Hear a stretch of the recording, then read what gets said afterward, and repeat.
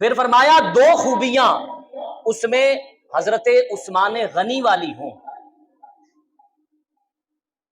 کہ رات کو عبادت کرے اور دن کو سخاوت کرے. رات کو عبادت کرے اور دن کو سخاوت کرے.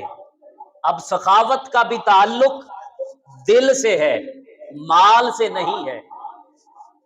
کمینے دل والا کبھی اللہ کا ولی نہیں ہو سکتا. وہ فارسی کا ایک شعر بھی ہے نا، سخاوت بدل است نہ بمال، کہ سخاوت دل سے ہوتی ہے، مال سے نہیں ہوتی. تو فقیر کا مزاج یہ ہوتا ہے کہ لوگ آئیں اور اس کے دروازے پر کھانا کھا کر جائیں. بابا بلے شاہ نے بھی فرمایا نا کہ اٹ کھڑکے دکڑ وجے تتا ہووے چلا، آن فقیر کھا کھا جامن راضی ہووے بلا. تو فرمایا رات کو عبادت کرے اور دن کو سخاوت کرے. عبادت، رات کو عبادت کا ذکر وہ سورہ فرقان میں بھی گزر گیا، والذین یبیتون لربہم سجدا وقیاما، کہ ان کے دن اور رات اللہ کے حضور سر بسجود رہنے میں گزرتے ہیں. ان کے لیے راتیں چھوٹی پڑ جاتی ہیں. حضرت سیدہ فاطمہ الزہرا سلام اللہ علیہا آپ دعا کرتی ہیں، مالک کوئی رات اتنی لمبی بنا دے کہ تیری بندی فاطمہ جی بھر کے سجدہ کر لے. تیری رات اتنی چھوٹی ہے کہ تیری بندی کا ایک سجدہ مکمل نہیں ہوتا. پھر راتیں چھوٹی پڑ جاتی ہیں. پھر فرمایا کہ دو خوبیاں اس میں سیدنا علی المرتضی رضی اللہ تعالی عنہ والی ہوں، کہ ایک عالم ہو اور دوسرا بہادر ہو. علم کی فضیلت فرمایا من تزہد بغیر علم فقد مات فی الکفر، کہ جو علم کے بغیر زہد کرتا ہے اس کا کفر میں مرنے کا اندیشہ ہے.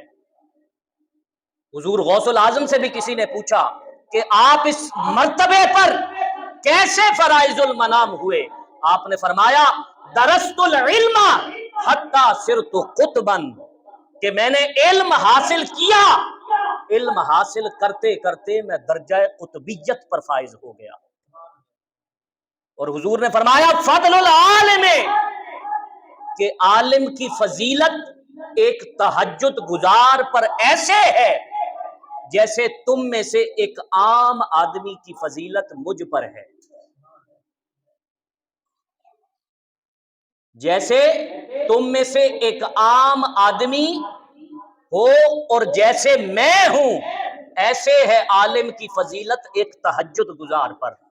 سب سے پہلا علم، سب سے پہلا حکم علم کا دیا گیا. اور حضور نے فرمایا عالم کی فضیلت عابد پر ایسے ہے جیسے ستاروں کو جیسے چاند کو فضیلت ستاروں پر ہے.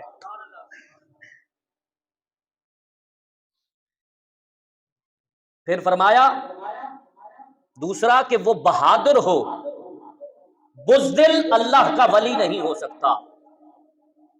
حضور سیدنا غوث العظم رضی اللہ تعالی عنہ کی بارگاہ میں مستنجد باللہ حاضر ہوا، اس وقت کا حاکم، اور دو تھیلیاں اشرفیوں کی آپ کو نذرانہ پیش کی. آپ نے قبول کرنے سے انکار کر دیا.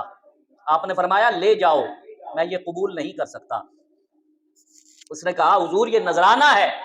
فرمایا غریبوں کا مال، غریبوں کا خون نچوڑ کر مجھے نذرانہ دینے کے لیے آ گئے ہو؟ کہا نہیں حضور یہ میرا مال ہے.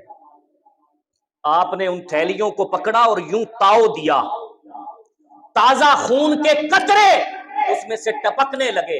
فرمایا اگر مجھے قرابت رسول کا خیال نہ ہو تو میں ان تھیلیوں کو نچوڑتا چلا جاؤں یہاں تک کہ یہ خون تمہارے محلات کو بہا کر لے جائے۔ تو جو اللہ کا ولی ہوتا ہے، یہ جو میں نے حوالہ دیا، یہ ملا علی قاری نے اپنی کتاب نزہۃ الغاتر الفاتر فی مناقب شیخ عبد القادر، اس کتاب میں یہ واقعہ لکھا کہ جو اللہ کا ولی ہے وہ اتنا بہادر ہوتا ہے کہ سامنے حاکم وقت بھی ہو تو وہ اس سے بھی نہیں ڈرتا۔ تو یہ 12 نشانیاں جو شیخ عبد القادر جیلانی نے بیان کی، ہم نے ان کا ذکر کیا۔ اللہ